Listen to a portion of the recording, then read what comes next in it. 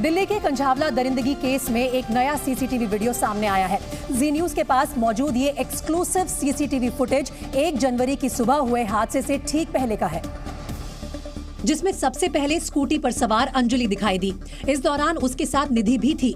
Video से ऐसा लगा कि जैसे निधि स्कूटी संभालने की कोशिश कर रही है। देखिए इस वक्त यहाँ पर वो दोनों लड़कियां यहाँ सर स्लो मोशन में हमें निकलती हुई जा रही हैं। अंजलि और उसकी सहेली साथ में निधि, पीछे जो निधि बैठी है वो भी आगे की तरफ है और उनके हाथ देखिए इस वक्त यहाँ पर देखें तो उनका हाथ एकदम हैंडल की तरफ आगे की तरफ है। इसके कुछ ही सेकंड बाद दूसरी दिशा से जाती एक बलेनो कार दिखाई दी। सीसीटीवी में ये कार अपने पीछे एक निशान बनाती दिखी। स्कूटी जाने के 30-35 सेकंड के बाद वो गाड़ी आती है, यहाँ से निकलती है और ये देखिए एक लाइन बनाती हुई यहाँ पर ये वो गाड़ी जा रही है, यानी कि कुछ घसीटता हुआ जा रहा है। वो इसमें अपने आप बयां हो रहा है कि कुछ गाड़ी में फंस गया और लगातार वो घसीट रहा है। यहाँ से कार जाने की कुछ देर बाद पीसीआर कार दिखाई दी। इसके बाद पुलिस की एक और कार दिखी, लेकिन किसी ने भी ये जानने की कोशिश नहीं की कि सड़क पर स्कूटी क्यों पड़ी हुई है। इस बीच एक और सीसीटीवी भी सामने आया जो हादसे के बाद का है। इसमें अंजलि की दोस्त निधि भागती हुई दिखाई दी। दिल्ली की सड़कों पर कार के नीचे कई किलोमीटर तक घिसटने वाली अंजलि की मौत पर बड़ा खुलासा हुआ है। जी न्यूज की पड़ताल में सामने आया है कि अंजलि को 12 या 13 किलोमीटर नहीं बल्कि दिल्ली की सड़कों पर 40 किलोमीटर तक घसीटा गया था। हालांकि पुलिस अभी तक यही कह रही है कि अंजलि को 13 किलोमीटर तक घसीटा गया था। दरअसल पुलिस सिर्फ एक्सीडेंट की जगह से अंजलि का शव मिलने की जगह तक की दूरी नाप रही है, जबकि हकीकत कुछ और है। दरअसल सीसीटीवी फुटेज के मुताबिक अंजलि की स्कूटी का एक्सीडेंट 2:05 पर हुआ। अंजलि का शव घटनास्थल से 13 किलोमीटर दूर 4:11 पर मिला, यानी एक्सीडेंट होने से शव मिलने के बीच का अंतर करीब 2 घंटे का है।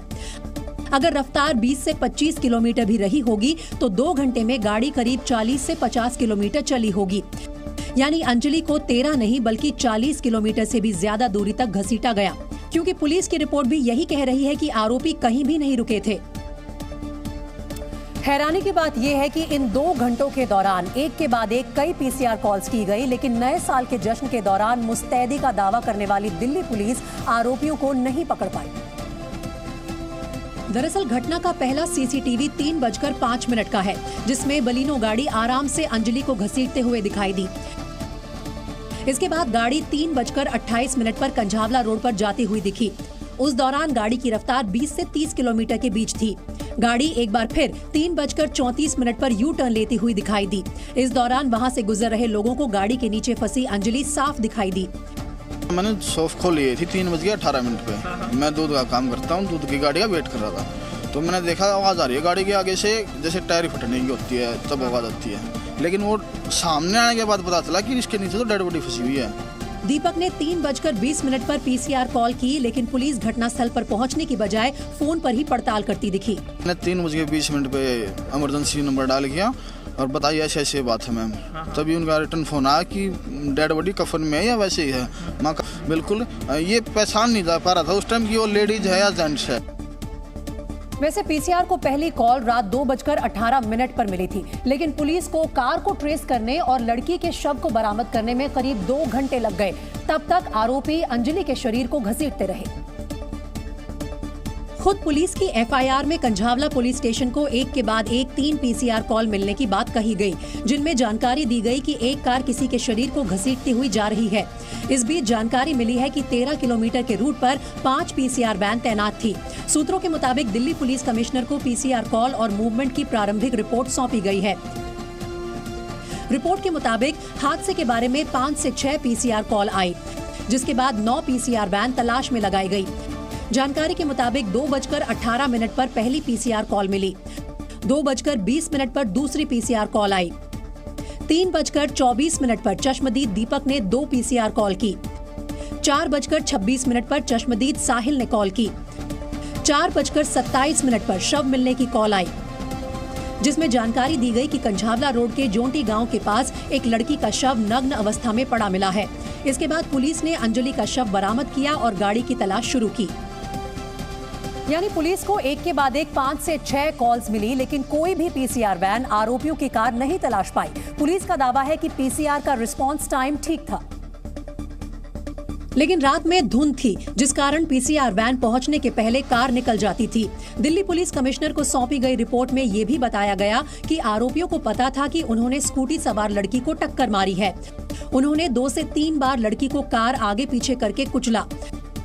आरोपियों ने 2.5 किलोमीटर चलने के बाद लड़की का घिसटता हुआ हाथ देख लिया था, लेकिन रास्ते में खड़ी पीसीआर वैन देखकर फिर से युवती को घसीटने लगे। युवती को गिराने के लिए आरोपियों ने 4 बार से ज्यादा यू टर्न लिया। इस दौरान कार सुल्तानपुरी, अमन विहार, प्रेमनगर और कंझावला थाने के इलाके से होकर गुजरी, लेकिन कहीं ट्रेस नहीं की जा सकी। और इस बीच फॉरेंसिक टीम आज एक बार फिर सुल्तानपुरी थाने पहुंची। एफएसएल की टीम ने उस कार की एक बार फिर जांच की जिससे अंजलि को 40 किलोमीटर तक घसीटा गया था। इस दौरान जैक लगाकर कार के निचले हिस्से की छानबीन की गई। के सुल्तानपुरी पुलिस स्टेशन के अंदर रोहिणी एफएसएल एक बार फिर उसी बलिनो गाड़ी का इंस्पेक्शन कर रही है। आप ये देख सकते हैं, फॉरेंसिक एक्सपर्ट बलिनो गाड़ी के नीचे पूरा इंस्पेक्शन कर रहे हैं। दरअसल दोबारा से इनको पुलिस ने एक रिक्वेस्ट करके बुलाया है कि एक बार री एग्जामिन करें पूरी गाड़ी को। वहीं बाहरी दिल्ली के डीसीपी हरेंद्र सिंह भी कार के नीचे घुसे और जांच की। इसके बाद उन्होंने एफएसएल टीम से बात की और ये जानने की कोशिश की कि कैसे अंजलि गाड़ी के नीचे फंस गई थी।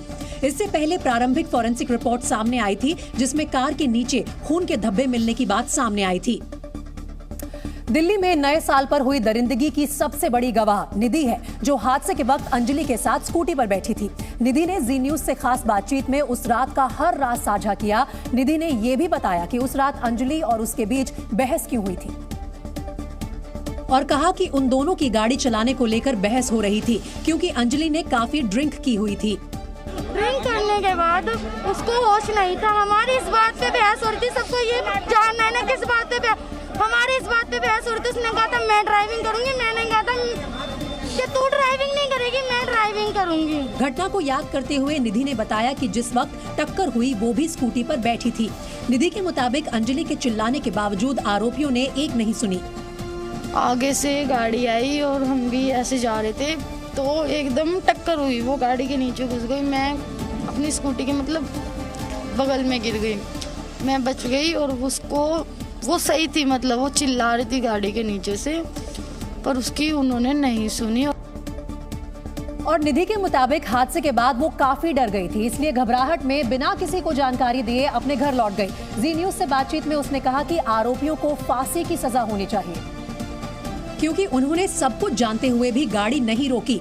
उनको सब पता था लड़की नीचे है, ये है वो है, तो भी उन्होंने जानबूझकर वो लेके गए स्पीड से। ऐसे लड़कों का जीने का हक ही नहीं जो लड़कियों की कुछ समझे ही ना लड़कियों को। आरोपियों की दलील है कि गाड़ी में तेज म्यूजिक बजने के कारण उन्हें कुछ सुनाई नहीं दिया। हालांकि निधि ने इस दावे को झूठा करार दिया। कि गाड़ी में कोई म्यूजिक बजा, तो लड़कों ने बयान दिया कि म्यूजिक चल रहा। नहीं, कोई म्यूजिक नहीं था। बस आप वहाँ से गई, आप वहाँ से चली गई थी, क्या हुआ था फिर? बोल दो, आपको डर लग रहा था? मैं बहुत डर गई थी, इसलिए मैं वहाँ से चली गई थी। इस बीच दिल्ली दरिंदगी केस का एक और सीसीटीवी वीडियो सामने आया है और ये वीडियो हादसे के ठीक बाद का है, जब निधि अपने घर पहुंची थी। हालांकि ये वीडियो निधि के दावों पर सवाल खड़े कर रहा है, क्योंकि ये सीसीटीवी फुटेज रात 1:37 की है। वीडियो में निधि किसी लड़के से बात करती हुई भी दिखाई दी, जबकि रात 1:31 पर निधि और अंजलि होटल से बाहर जाती हुई दिखी थी। इस दौरान दोनों में झगड़ा हो रहा था। वहीं पुलिस और निधि के मुताबिक हादसा करीब 2:05 पर हुआ। सवाल यह है कि क्या निधि हादसे से पहले भी घर आई थी या वो पुलिस से कुछ छिपा रही है। इस बीच निधि के दोस्त ने बताया कि हादसे के ठीक बाद जब निधि घर आई तब उसका फोन स्विच ऑफ था, जिसके बाद उसने चार्जर मांगा था। उसने मेरे से बोला, निशान तेरे पास सी टाइप चार्जर है? तो मैंने बोला हाँ मेरे पास हैगा। तो उन्होंने मेरे को अपना फ़ोन दिया, मैंने चार्जिंग पे लगा दिया उसका फ़ोन। तो फिर बस मैं लगा के बाहर ही आया था, तो इतने में मैंने उसका गेट खोल दिया था। करेक्ट 2:30 बज रहे थे। निशांत के मुताबिक उस वक्त निधि के माथे और पैर में चोट के निशान भी थे।